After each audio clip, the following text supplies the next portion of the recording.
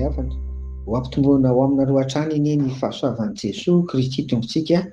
Amen. Andeha hiaraka hivavaka isika.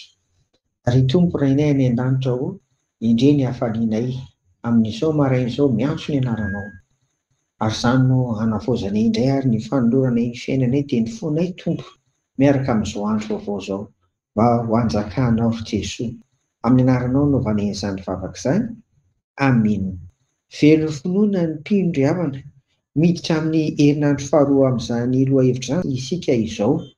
Omaly izay dia niresaka fa atoato, izany hoe mandritra ny andro vitsivitsy ao anatin'ity herinandro ity izany, dia ifampizary etontsika ny amin'izay atao mba ho velona tokoa, ho velona amin'ny finoana ny mpino.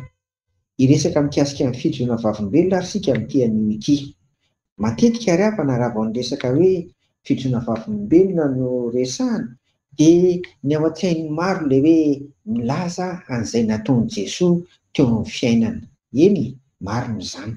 Fa izay tena tiako mba hisarihana ny saintsika amin'ity anio dia ilay fijoroana vavolombelon'i Jesosy Kristy mihitsy amin'ny teny sy ny asa, amin'ny atao rehetra, na aiza na aiza misy antsika ao an-tokantrano, any amin'ny toeram-piasana, manoloana ny adidy sy ny andraikitra tanantsika tsirairay avy. Ahoana ilay fijoroana vavolombelona fa izay mihitsy mantsy ilay hoe fiainana amin'ny finoana tiana pitaina amin'ity anio ity. Mandeha ange sarihako ny sainao ry havana hijery ny zava-misy. Raha mandeha any amin'ireo tanàn-dehibe sy renivohim-paritany rehetra manerana ny Madagasikara dia matetika ianao mahita fiangonana kristianina izay tsy tononoko ny anaram-piangonana, miditra indroa miditra intelo ary feno foana izany isaky ny alahady. Raha atambatra ireny dia kristianina amina tapitrisany izany ilay mivavaka isaky ny alahady. Izay no hita ho ao any amin'ireo renivohim-paritany sy tanàn-dehibe rehetra manerana ny nosy. Fa izao anefa iarahantsika mahita fa mahantra amin'ny lafiny rehetra ny firenentsika. Eto dia lasa saina hoe toa tsy velon'ny finoana fa velon'ny fitiavan-tena sy ny fitiavam-bola aman-karena ny mpino. Toa tsy mahajoro manoloana ny tsy fahamarinana sy ny kolikoly. Rehefa sedrena eo amin'ny fiainana dia tsy hita ilay maha-kristianina vavolombelon'i Jesosy, vavolombelon'i Jesosy velona.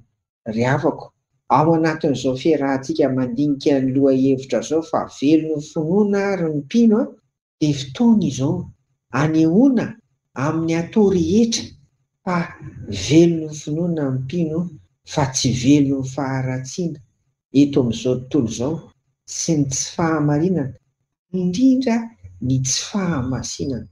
Ho ahy, ho anao, ho antsika kristianina vita batisa, mba tsy ho tononona intsony ny hoe mpandray sany tompo satria efa tombony lehibe fa teo amin'ny batisa no nanomboka hoe kristianina isika.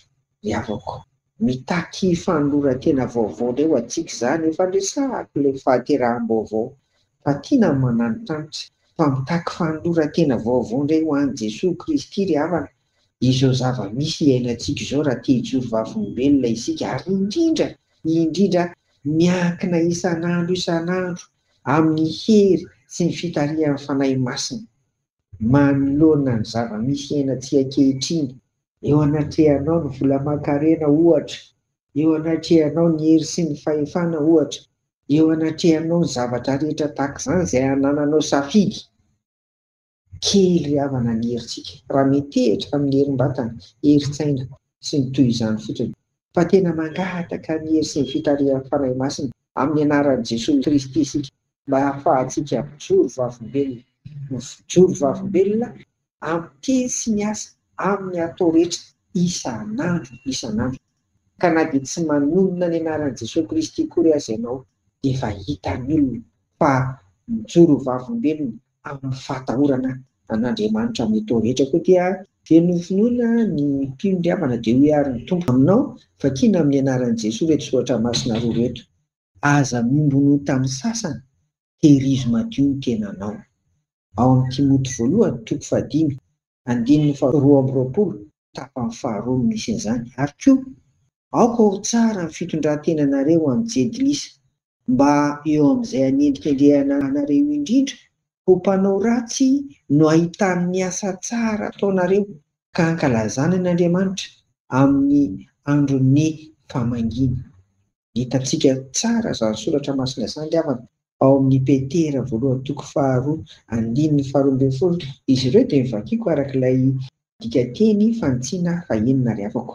Hitantsika ao anatin'ireo ireo izany fa tena manentana antsika hijoro vavolombelona manomboka izao. Fa izany no hanehoantsika an'ilay hoe mpino velona finoana. Mahireza riavako amin'ny mandeha hivavaka ary sika. Dia misaotra anao izay tompo fa afaka mifampizarana izany. Mamindrafo amin'izay tsy nahafahana hijoro vavolombelona rehetra. Fa manomboka izao dia ny hery fanahy masina ny hery Jesosy Kristy noka hiasa betsaka aty anatinay. Azahoanay mijoro vavolombelonao amin'ny atao rehetra. Amen. Ho aminareo ny fiadanan'i Jesoa. Amen.